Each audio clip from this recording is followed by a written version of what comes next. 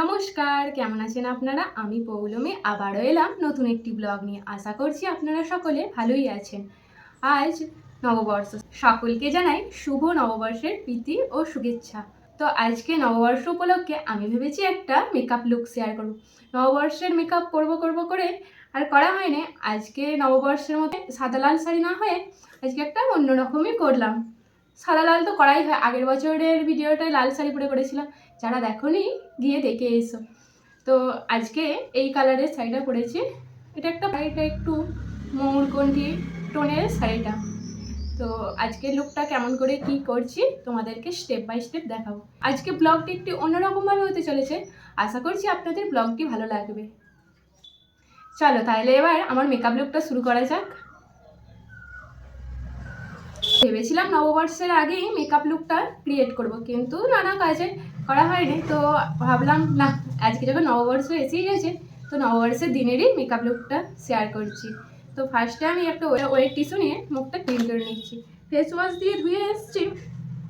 তো মেকআপ করার সময় স্কিনটা আগে ভালোভাবে ক্লিন করে নেওয়া দরকার।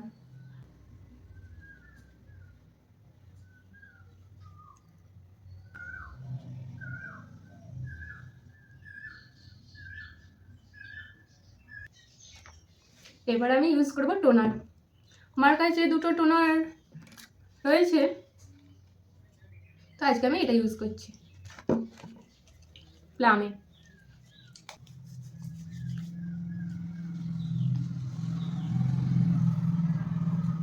টোনারের পর ইউজ করব সিরাম।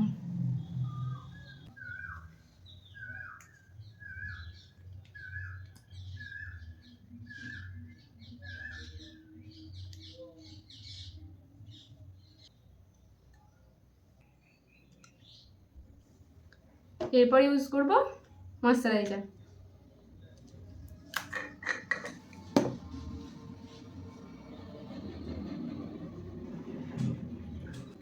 গরম হোক আর ঠান্ডা হোক, ময়শ্চারাইজার ইউজ করা খুবই দরকার। ময়শ্চারাইজার ইউজ করলে আপনি স্কিনটা গ্লো করবে মেকআপের পর। ময়শ্চারাইজার আর প্রাইমার তো দরকারই। আর কে কে নববর্ষের লুক শেয়ার করেছো অবশ্যই কমেন্ট করো। এর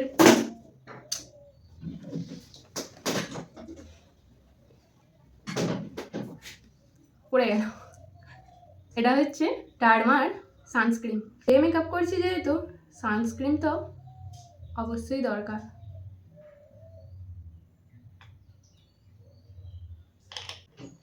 এটার কি হয়েছে কি জানি, শুধুই পড়ে যাচ্ছে।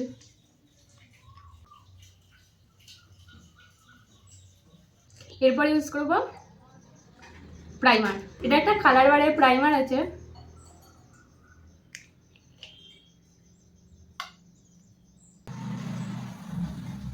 প্রাইমার ইউজ করলে সোয়েটটা কম হবে, আমার তাই তো মনে হয়। যে জায়গাগুলো সোয়েট হয় সেই জায়গাগুলো বেশি করে প্রাইমার ইউজ করা দরকার। আমার স্কিন প্রেপ করা হয়ে গেছে, তো এরপর মেকআপটা শুরু করি। যেহেতু ডে মেকআপ করছি তো একটু সিম্পল আর সাটেল রাখারই চেষ্টা করব। আর একটু ডার্ক স্পটগুলো ঢেকে নিচ্ছি সপারেলের কন্ট্রোল প্যালেট থেকে।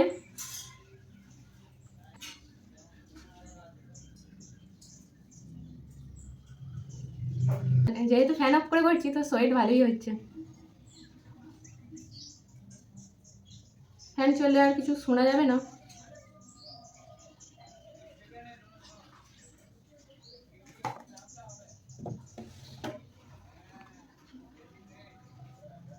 এবার ইউজ করছি ফরএভার 52 এর ফাউন্ডেশন।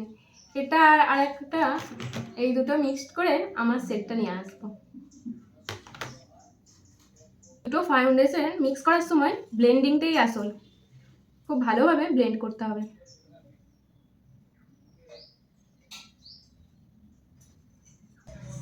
একটু করে লাগাবো আর ব্লেন্ড করব। আমার ফাউন্ডেশনটা ব্লেন্ড করা হয়ে গেছে। ফাউন্ডেশনটা একটু টাইম নিয়ে ব্লেন্ড করতে হয়। এরপর আমি পাউডার দিয়ে বেক করে নেবো। এটা ফরএভারই 52 এর লুজ পাউডার।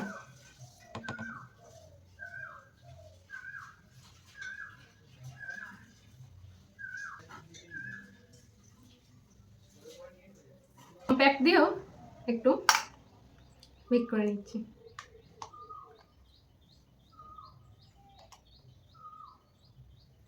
গরমের দিনে একটু বেশি করেই পাউডার ইউজ করতে হবে, যেহেতু সোয়েট হয় বেশি।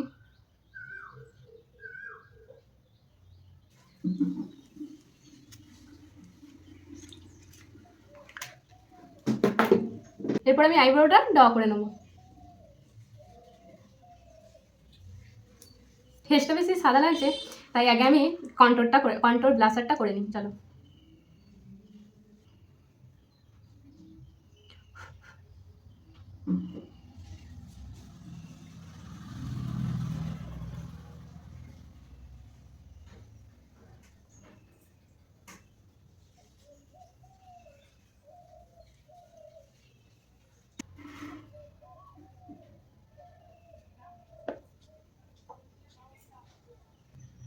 আর ইউজ করছি ব্লাশ। এবার আমি আই মেকআপটা করে নেবো এই দুটো ব্রাশ দিয়ে, এই প্যালেটটি থেকে। চলো আই মেকআপটা করে নেওয়া যাক। একটু সিম্পল স্যাটেলের উপরেই করব।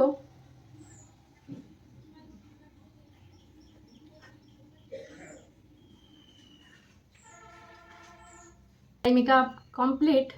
একটু সিম্পল আর স্যাটেলের উপরেই রাখার চেষ্টা করেছি। এবার লাইনারটা পরে নিই। চল, লাইনার, মাস্কারা, তারপর দেখি কেমন লাগছে। যদি মনে হয় তবে কাজলটা পরবো। হচ্ছে হাইলাইটার।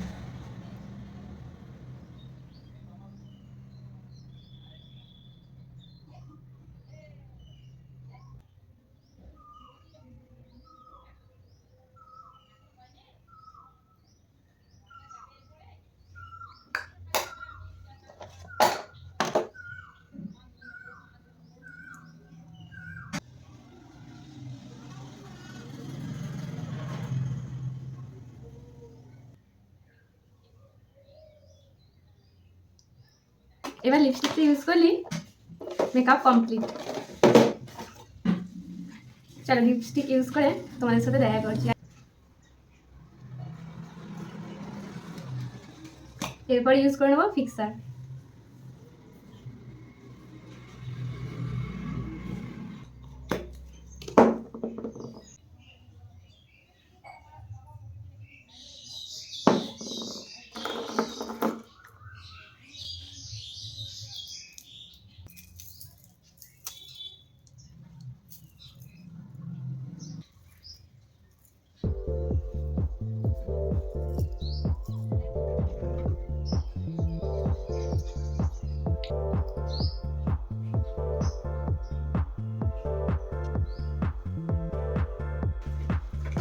এই হলো আজকে আমার পয়লা বৈশাখের লুকটি কেমন হলো অবশ্যই কমেন্টে জানিও। তোমাদের সাথে পুরোটাই শেয়ার করলাম কিভাবে কি লুকটা ক্রিয়েট করলাম। এখানটা হালকা একটু কালো করে নিয়েছি। লুকটি যদি ভালো লেগে থাকে অবশ্যই লাইক, কমেন্ট, শেয়ার করে পাশে থেকো।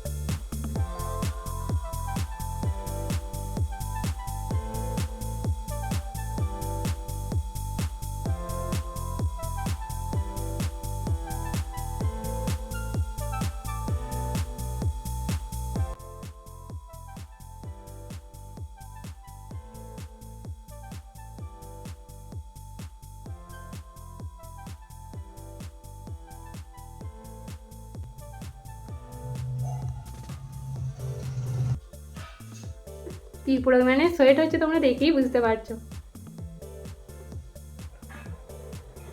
তাও মেকআপটা একদম ঠিকঠাকই আছে।